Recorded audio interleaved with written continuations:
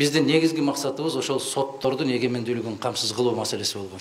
Бийликтин үч бутагын тең салмактуу болгон. Канчалык президенттик администрация басымга албасын, биз такыр моюн бербестен акырында ошол 95-жылы октябрдагы референдумга мажбур болгон. Акаев барууга мажбур болгон. А референдумдун жыйынтыгын сиздер билесиздер, канча жолу референдум өтсө, эч качан 80%дан кем болбойт.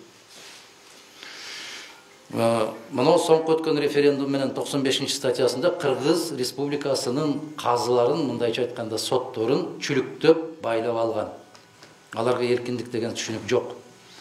Ошондуктан кээ бир атка минерлер кайсы районго барбасын, президенттин жанында жүргөн бир жигит лейлекке барып алып айткан, четинен каматам силерди деп.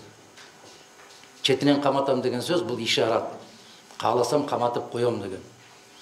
Ал эмес президент кезинде Атамбаев айткан, баарыңарды өзүм менен кошо ала кетем. Кантип ала кетесиз? Кайда ала кетесиз? Мына ушундай кер ооздук менен чыккан сөздөр абдан жаман кырдаалга алып келди. Бир нерсе десе эле каматам. Каматам дегенден башка сөз жок. Канча жыйындар болот, көрөсүздөр, четинен алып келип камагыла деген буйрукту берип атышат. Президенти болобу, премьери болобу. Ошондуктан 95-чи беренени биз токтотмоюнча, биз могу жерге көбүнчө жаш адвокаттарды чакырганбыз. Ошол адвокаттар күндөн күнгө өздөрүнүн практикасында көрүп атат.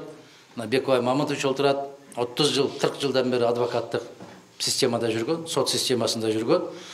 Биз алардын эркиндигин камсыз кылмайынча Кыргызстанда эч качан эч нерсе болбойт. Канчалык айтпайлы, Асанды Үсөнгө, Балтабайды Тешебайга алмаштырып койгон менен ушул сот деген бул укурук болуп калды. Жакпайсыңбы, каматам. Маселе жок. Кантип каматасың?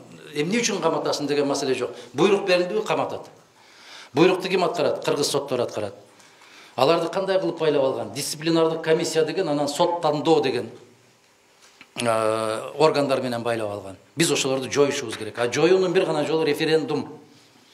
Референдумсуз конституцияга өзгөртүү киргизе албайбыз. Кантип референдум өткөрөбүз? 300 000 кол топтоо керек.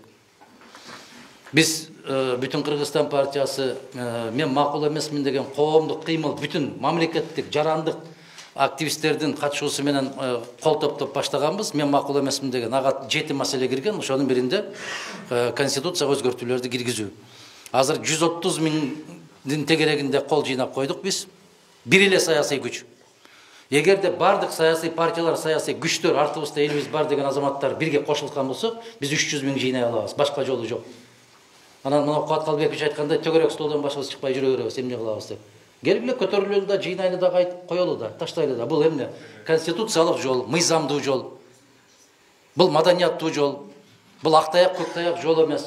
Бул кубалашуу жол эмес. Бул мыйзамдуу жол, конституциялык жол. Мен баарыңыздарды чакырам, ушуга активдүү катышсаңыздар.